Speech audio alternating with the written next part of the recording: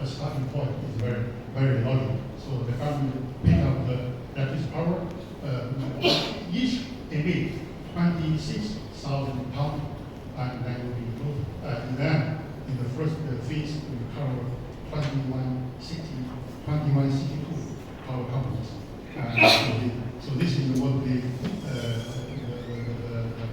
bottom figure, that was how it operates. And the red line on the top basically is the price, and you see the variation, and the yellow, which basically is the trading volume. You will see there are three. In the 3 time period, you see the volume trending high. Basically, it means when close to control than first line. So you have the top line before the middle of November, and in the first one you have the end of December. That basically people start early. But it's always close to the deadline for the lines.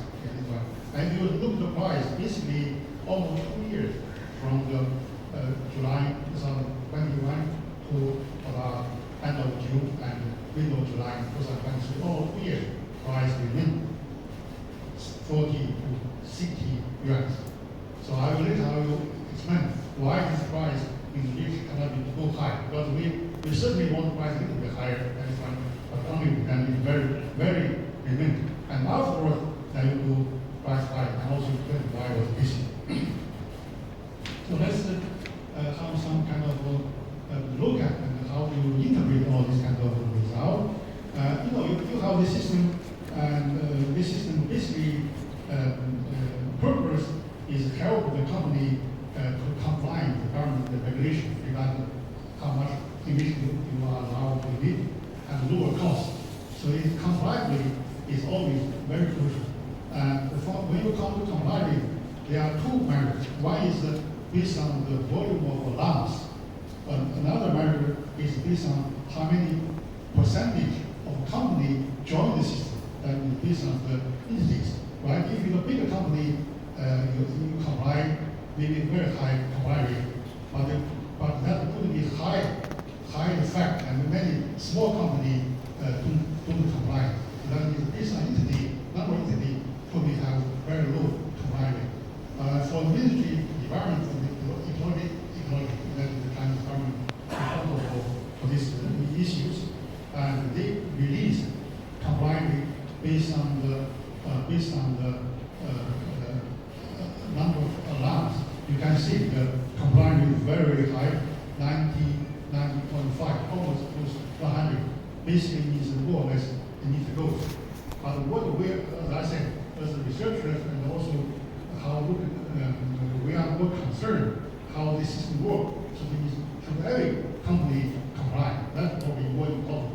If you look at that one, then the story is very different, because this is our unique study, because no government released information for this one. So we figure out each province and look at the companies, and we find actually based on the number of entities, the comply rate is 94.4%.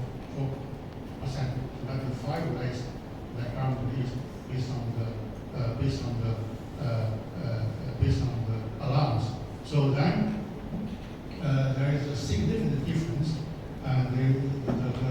The figure in the bottom and the green line, so we will show each province the combined rate.